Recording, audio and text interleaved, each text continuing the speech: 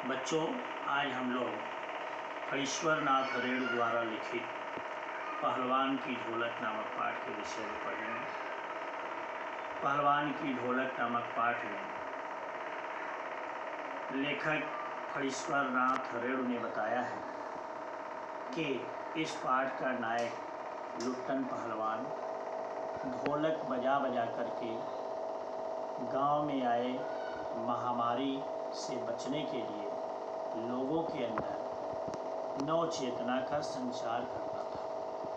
उसके प्रारंभिक जीवन के विषय में लेखक ने बताया है कि लुट्टन के माता पिता उसे 9 वर्ष की उम्र में ही अनाथ बताकर चल बसे थे।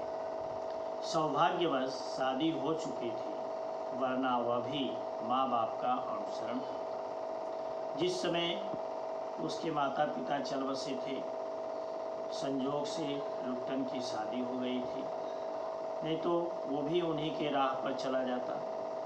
विधवा सास ने पाल पोस कर बड़ा किया था। किसको? लुट्टन को। लुट्टन का पालन पोषण उसकी सास ने किया था। बचपन में वह गाय चराता, धरोष्ट्र दूध पीता और कसरत किया करता था। उसकी जो दिनचर्या थी बचपन में, वो दिन भर गाय चराता था और स्वयं गाय को दूहता था और उसकी धार से ही दूध पी लेता था। कसरत करता था, व्यायाम करता था। गांव के लोग उसकी सास को तरह तरह की तकलीफ दिया करते थे। लुट्टन के सिर पर कसरत की धुन लोगों से बदला लेने के लिए ही सवार हुई थी। उसके सास को लोग तरह तरह से परेशान करते थे, सताते थे। इसलिए लुट्टन ने यह निश्चय किया कि मैं कसरत व्यायाम करके, कुश्ती लड़के अपने शरीर को पहलवान बनाऊंगा और जिन लोगों ने उसके सास को परेशान किया है उससे मैं बदला लूँगा। नियमित कसरत से किशोरावस्था में ही उसके सीने और बाहों को सुडौल तथा मांसल बना दिया था। इस तरह से उसका शरीर बहुत ही सुडौल हो गया था। सीने चौड़े हो गए थे,